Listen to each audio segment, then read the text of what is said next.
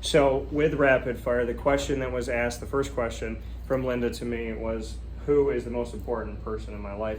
I answered that with God, and with G Mama, right underneath God, lived to be almost 101, 100 and a half and 9 days is what she lived. I give her all of it because she fought for it.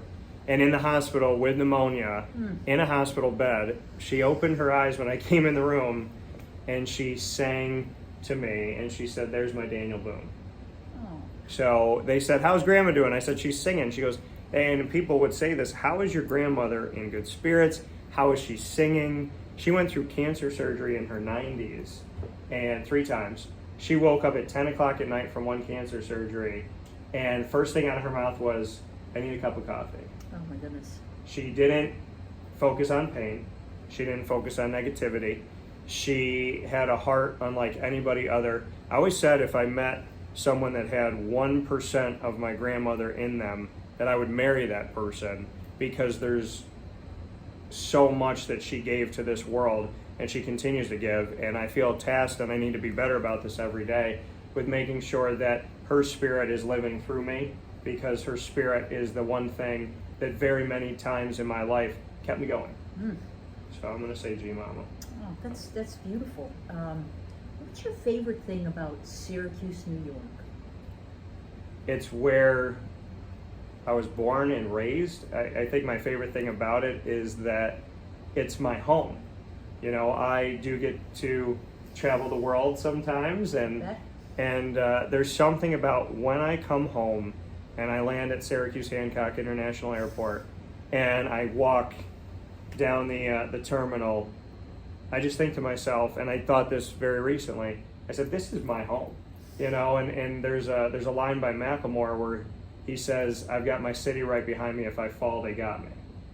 And I feel I feel like Syracuse has given, I've tried to give so much to Syracuse, to Central and Upstate New York, and it is incredibly humbling to see it give back to me, and to see what the words and the thoughts and the gestures and the kindness, and there's something to be said about the fact that I've bled, sweat, and tears into Syracuse my whole life, and what's coming back is this reality that the lives that you hope you're trying to help, to hear anything positive come back really makes you feel like you're doing something right. Oh wow, that's really profound. You might want to chat with the mayor about that. That's a beautiful way to describe Syracuse. So here's my last question. If you could pick either an author or a book, excluding the Bible, Okay. that has had a tremendous impact on your life, who would the author be, or the book? I love that question, and I need to definitely read more, and it's something I want to do. We all do. But I would say that there's two books. One of them is by Billy Crystal about his life, called Still Fooling Him. And I think what I learned about Billy Crystal, which I thought was really, really cool, is that he's a comedian. He loves to make people laugh, and that's been something my whole life that I hold dear to me. I love walking into a room and the challenge of getting a total stranger to have fun.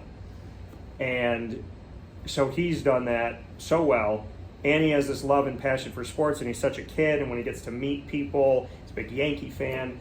And so reading his book, I felt like, wow, like, oh, I thought that. Oh, that's like me. And it's weird to see this, like, you know, you look at actors and actresses as superhuman sometimes, and you see that Billy Crystal is really just like this kid that loves what he does, and he has so much fun, and he values his bonds and his relationships.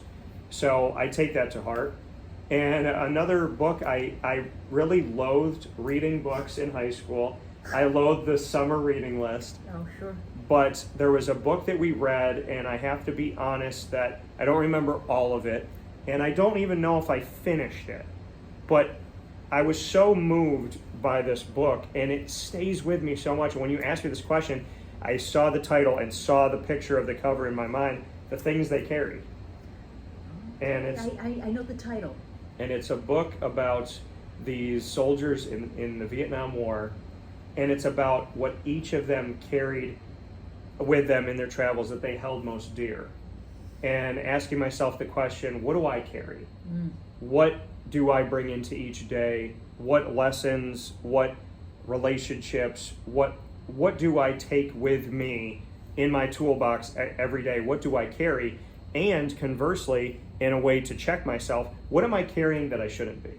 What type, what past am I carrying with me? What anger, what resentment, what negative relationships, what bad energy do I carry?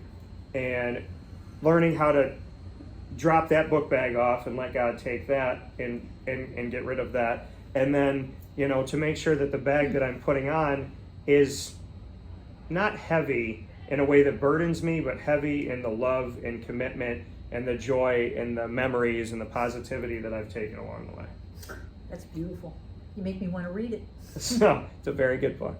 So with that being said, with our president here and our leader in this community, Linda LeMura, and all that you've brought here to LeMoyne College, all that you've brought into my life, I can honestly say, and like I said, I mentioned this to Bob, you had touched my life before I met you. My goodness.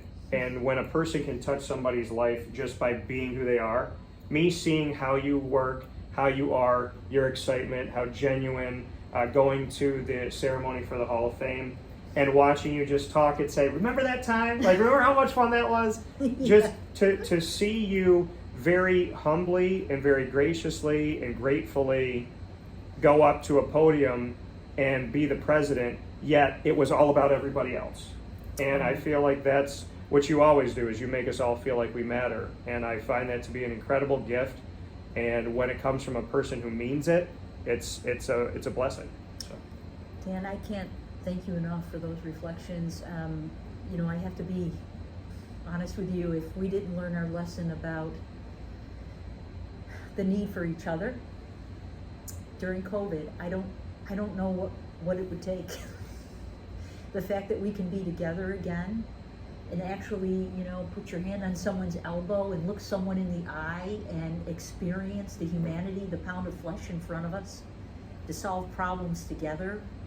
I don't know what it would take. COVID, it was a game changer, and we can't ever forget what we've been through and how that can make lives better for everyone as we move out of this period. So thank you so much for all you do and for your willingness to learn more about the LeMoyne family. Yeah, well, if not for God leading me here, I wouldn't be sitting in this room with someone that I very much look forward to having plenty more conversations with. I look forward to it too. So for Linda LeMura, I'm Dan Tortora. This has been a very special piece of Dolphin time inside of our multimedia marketing partnership with Dan Tortora Broadcast Media, Wake Up Call with Dan Tortora, and the LeMoyne Dolphins. Thank you so much for being here, and please do yourself a favor and get to know this wonderful person when you have a chance to meet her. Thank you, Linda. Thank you so much. So very much. My pleasure. Appreciate it.